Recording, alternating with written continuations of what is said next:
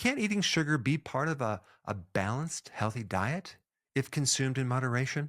I mean, come on, they actually help make healthy foods palatable. Dr. David Katz says that it's a preferred fuel for your brain. And he also mentioned that what's the point of being healthy if you can't really enjoy yourself?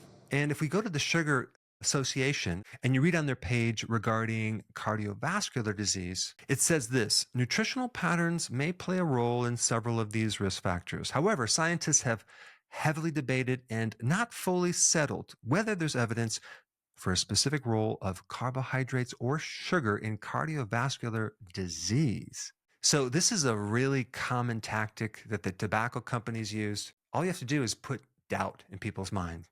Definitely doubt in this scientific research. I mean, we know that the American Heart Association gets major funding from big food. And we know that the major dietetic association, the group that organizes events for dietitians, get major funding to the magnitude of like $23 million. So I have a question. On average, how much sugar do you think a person really consumes? It's 23 teaspoons of sugar. 23 teaspoons of sugar is roughly around a half of a cup of sugar every single day. It's a lot. But is that really all the sugar? Well, there's hidden sugars that I want to make you aware of that a lot of people don't talk about.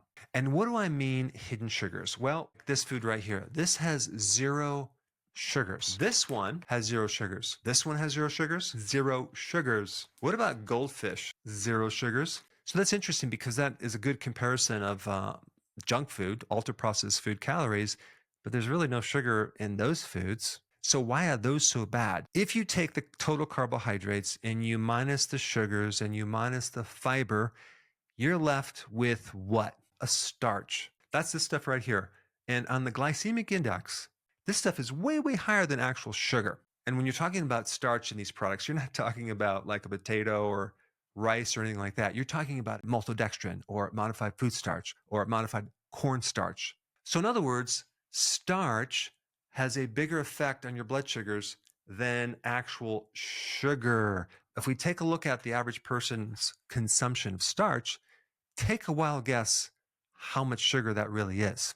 If you guess 75 teaspoons, you are correct. That is roughly about a cup and a half of sugar every single day from the hidden sugars, from starches. Now, let me just give you another example. I used to consume a much bigger bag of Doritos going through college. And this right here has 11 serving sizes. I'll guarantee no one is going to consume 1/11th of this bag. Cheez-Its, zero sugar.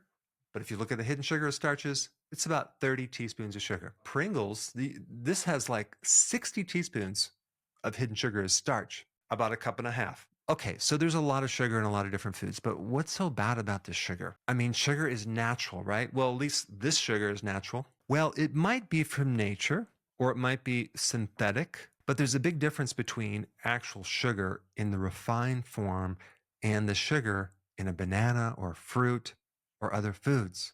What is the difference? Well, with refined sugar, this is not just empty calories. This is something without nutrients, without antioxidants. It's very, very different than actual fruit. And what people do not realize is that when you try to consume that and use that as fuel, it requires a tremendous amount of nutrition. I'm talking about magnesium, calcium, zinc, B vitamins. And this is really unknown to a lot of people because the biochemistry of your body in your little factories called the mitochondria need nutrients to process that type of fuel. And so if you're chronically consuming that type of fuel, there's only one choice, and that is to deplete your reserves to the point where you don't have any nutrients anymore. Now, there's the backup engine that's outside the mitochondria, but the problem with that is it doesn't produce a lot of energy. It only produces like 2 units of energy called ATP, versus in the mitochondria, you produce like 36 to 38 units of energy or ATP. So now you're running on an old clunky motor and everything starts going downhill because now you don't also have the antioxidants to protect you against all the damage that has occurred in your cells.